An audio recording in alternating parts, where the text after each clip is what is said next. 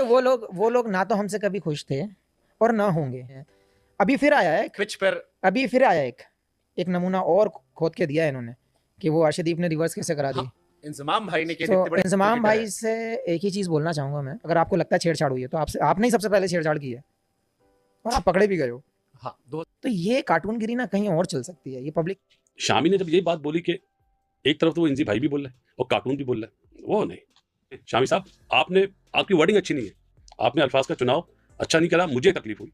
बात है कि आपने अपनी नाक कटवा ली, ये हरकतें करके मोहम्मद शामी आपको कह रहा है कि भैया मुझसे सिखवा। मोहम्मद शामी ने मतलब इज्जत अफजाई की है इनकी और फिर बोला कि जी आप अपनी टीम अच्छी करें, अपने प्लेयर्स टैलेंट अच्छा, सिलेक्शन अच्छी करें, कोई प्लेयर्स को सिखाएं। अगर बात तो सच है, बात है रुसवाई की कि शाहिद अफरीदी गेंद को चक्कियां काटते हुए कैमरे में पकड़े गए ना, तो जो लोग करते हैं फिर वो कैमरे में पकड़े भी जाते हैं। उन्होंने बोला कि ये कार्टूनगिरी, ये बात उन्होंने इंजमाम को कही कि ये कार्टूनगिरी बंद करें, आप खुद स्किल सीखें बजाय इसके कि आप दूसरों पर इल्जाम लगाएं। और भारत अच्छा खेल रहा हो तो पाकिस्तान को हजम नहीं हो रहा होता। आपको वो जवाब देना चाहिए जैसे रोहित शर्मा ने जवाब दिया कि क्योंकि पिचेस की हालत यहाँ पे ऐसी है, ग्राउंड्स की हालत ऐसी है, तो बॉल रफ आसानी से हो जाता है। जवाब इसको बोलते हैं। इंजमाम भाई वो पहले कप्तान है दुनिया के क्रिकेट के जिनकी टीम बॉल टेम्परिंग चलते मैच हारी थी। इंजमाम भाई की टीम में और वो भाई ज्ञान दे रहे हैं कि आपने बॉल के साथ कुछ किया है, निगाह रखी जाए। वकार भाई अब मोहम्मद शामी ने भी जो बोल दिया, भारतीय क्रिकेटर है खासतौर से जो मुस्लिम क्रिकेटर्स हैं, ये अपनी लॉयल्टी साबित करने के लिए पाकिस्तान को टारगेट क्यों करते हैं? देखिए, मुस्लिम क्रिकेटर स्पेशली पाकिस्तान इंडिया में जो हैं वो आपको खुले नहीं बोल सकते जैसे इंडिया का हाल है। वहाँ उनको मजबूरी में उनको पाकिस्तान के लिए ऐसे अल्फाज बोलने पड़ते हैं कि इंडियन बोले कि ये वाकई इंडियन है। हिंदुओं तो काफ़ी अरसे से जो है हिंदुस्तान में मुसलमानों को वो आज़ादी नहीं दे सक रहे जो उनको देनी चाहिए। हालांकि हिस्ट्री में मुसलमानों ने उनको हमेशा मजहबी आज़ादी दी है। खेल इतना अच्छा ना हो, जब आप अच्छा खेल ना पेश कर पा रहे हो, उस वक्त आपकी जो गुफ्तगू है ना वो बहुत सिलेक्टेड सी बात आपको करनी चाहिए, क्योंकि उस वक्त तमाम लोगों की नजरें आप पर होती हैं। और भाई बहुत शर्म आ रही है, यकीन मानो एज पाकिस्तान के फैन शर्म आ रही है कि भाई हर कोई हमारी पुंगी पे जा जाता है, हर कोई हमारी बैंड पे जा जाता है। अब शामी ने जब ये बात बोली कि एक तरफ तो वो इंजी भाई भी बोल रहा है और कार्टून भी बोल रहा है, वो नहीं। इंजमाम ने इस मुल्क को लीड करा है, कप्तानी करी है। आपके सचिन तेंदुलकर, सुनील गावस्कर, ग्रेट सुनील गावस्कर, कपिल पाजी, सौरव गंगुली, द्रविड़ इज्जत से नाम लेते हैं। शामी साहब, आपकी वर्डिंग अच्छी नहीं है, आपकी बॉलिंग की तारीफ हमने करी है। हम ये नहीं देखते कि आप इंडिया से हैं या बांग्लादेश से या श्रीलंका से। जो अच्छा करता है हम बोलते हैं अच्छा हुआ, अच्छी बॉल डाली।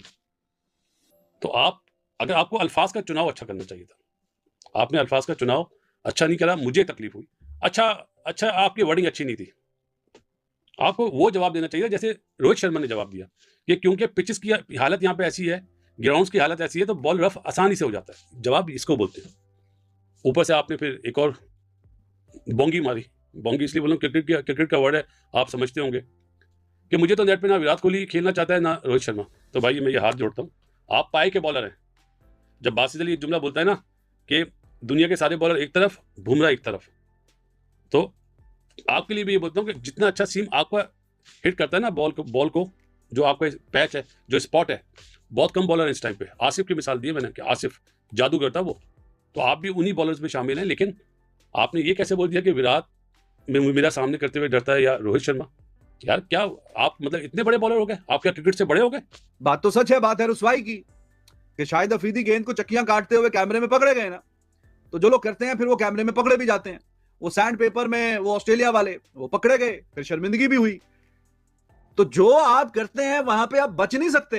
ये 1970-80 वाला नहीं है कि जनाब पता ही नहीं चल रहा, ब्लैक एंड व्हाइट का जमाना, कि गेंद भी हाथ में पकड़ी है नहीं पकड़ी, किसके पास है, क्या कर रहे हो, खुजा रहे हो, खा रहे हो, क्या उस पर लगा रहे हो, थूक रहे हो, व्हाटएवर।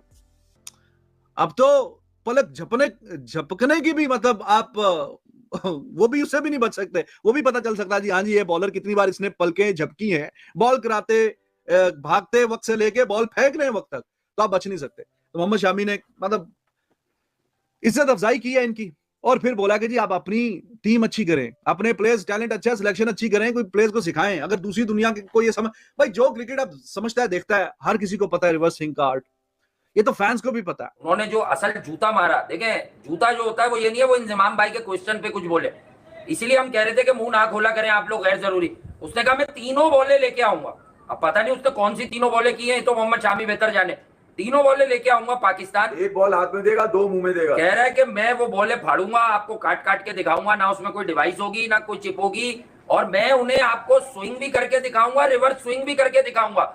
यानी कि पाकिस्तान क्रिकेट की तारीख थी कि भाई रिवर्स स्विंग का आगाज मौजिद वसीम वकार नहीं सरफराज नवाज भी किया करते थे, जो बहुत ब्लंट बोलते हैं। तो कहने की बात है कि आपने अपनी नाक कटवा ली ये हरकतें करके। मोहम्मद शामी आपको कह रहा है कि भैया मुझसे सिखवा दो, अपने ये जो फारिक बॉलर है ना, जो कोई टेप बॉल खेलता है, कोई मोहल्ले में सिंगल विकेट खेलता है, इनको मुझसे सिखवा दो। साहब अपनी इज्जत बेच का ही अपने होलिये का भी ख्याल नहीं किया उन्होंने। और ये बात अगर वकार यूनुस, मोहम्मद आसिफ, वसीम अकरम, अब्दुल रज़ाक, आकिब भाई, ठीक है, तनवीर, चलो टेंगो में हमारा आदमी, ठीक है, वो भी अगर लिखता ना तो चलो समझ में आता कि भाई बॉलर है, ठीक है। अबे ना तुम बेकार की दुकान में पकौड़े तल रहे हो, तुम्हें क्या मसला क्या काटा था ये वाला बोलने का? हमने तो सब भी मंडा था कि यार क्यों मुंह लगा रहे हैं भाई आप?